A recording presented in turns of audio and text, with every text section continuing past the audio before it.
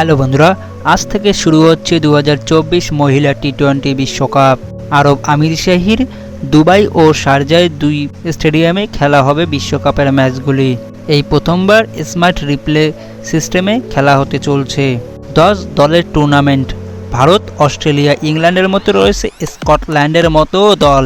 এই প্রথম নিরপেক্ষ ভেন্যুতে হচ্ছে মেয়েদের টি-20 বিশ্বকাপ। টুর্নামেন্টের আয়োজক বাংলাদেশ, সেখানেই হওয়ার কথা ছিল বিশ্বকাপ। যদিও বাংলাদেশের রাজনৈতিক অস্থিরতা এবং নিরাপত্তার কারণে শেষ মুহূর্তে বাংলাদেশ থেকে বিশ্বকাপ সরিয়ে নেওয়া হয়। আরব আমির শাহীর দুটি ভেন্যু দুবাই ও শারজায় হবে বিশ্বকাপের ম্যাচগুলি। এই প্রথমবার হবে স্মার্ট রিপ্লে সিস্টেমে, যা আইপিএলের গত সংস্করণ এবং দ্য 100 টুর্নামেন্টেই শুধু ব্যবহার হয়েছে। কি এই নিয়ম? সীমিত ওভারের ক্রিকেটের গতি আনতে স্মার্ট রিপ্লে সিস্টেম আমদানি করা হয়েছিল। টি-20 ম্যাচের জন্য যে সময় ধার্য থাকে, অনেক ক্ষেত্রেই দেখা যায় তার মধ্যে ম্যাচ শেষ হয় না, যার নেতিবাচক প্রভাব পড়ে সমর্থকদের মধ্যে। অনেক ক্রিকেট প্রেমী একঘেয়ে অনুভব করেন। খেলায় গতি আনতেই স্টপ ক্লক নিয়ম চালু হয়েছে। একইভাবে কোনো টিম ডিআরএস নিলে তাতে অনেকটা সময় যায়। এই ডিআরএস এর প্রক্রিয়া যাতে দ্রুত সম্পূর্ণ করা যায়, সে কারণেই স্মার্ট রিপ্লে সিস্টেম আনা হয়েছে। প্রথম ম্যাচে মুখোমুখি হতে চলছে বাংলাদেশ বনাম স্কটল্যান্ড এবং পাকিস্তান বনাম শ্রীলঙ্কার মুখোমুখি হবে। আগামীকাল 4 অক্টোবর প্রথম ম্যাচে সাউথ আফ্রিকা ও ওয়েস্ট ইন্ডিজ মুখোমুখি হবে।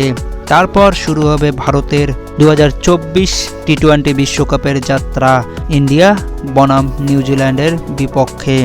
আগামীকাল থেকে টি-20 বিশ্বকাপে অভিযান শুরু করছে হরমনপ্রীত কৌর ব্রিগেড ভারতীয় নারী বাহিনী। ভারতীয় দলে স্মৃতি মান্ধানা, হরমনপ্রীত কৌররা থাকলেও প্রধান ভরসা তারকা অলরাউন্ডার দীপ্তি শর্মা। বিগত কয়েক বছর ধরেই ব্যাটিং বোলিং উভয় ক্ষেত্রেই দুরন্ত পারফরমেন্স করেছেন দীপ্তি। ভারতীয় এই তারকা অলরাউন্ডারের তালিকায় 3 নম্বরে আছেন এবং বোলারদের মধ্যে দ্বিতীয় স্থানে আছেন। প্রথমবার ভারতকে বিশ্বকাপ জিততে হলে দীপ্তিকে অলরাউন্ড পারফরমেন্স করতে হবে। এছাড়াও দুটি ওয়ার্ম আপ ম্যাচে ওয়েস্ট ইন্ডিজ ও সাউথ আফ্রিকায় ভারত বিশাল ব্যবধানে জয় ছিনিয়ে নিয়েছিল। সেই জয় কি ধরে রাখতে পারবে বিশ্বকাপ মঞ্চে, সেটাই দেখার। তবে মেন্স টি-20 বিশ্বকাপে যেরকম চিয়ার্স করেছিলাম, এখন নারীদের জন্য আমাদের সেরকম চিয়ার্স করতে হবে। It's time to cheers team India. অনেক অনেক শুভকামনা রইল টিম ইন্ডিয়ার জন্য। 2024 যেন আমাদের স্বপ্নের বছর হয়ে ধরা দেয়।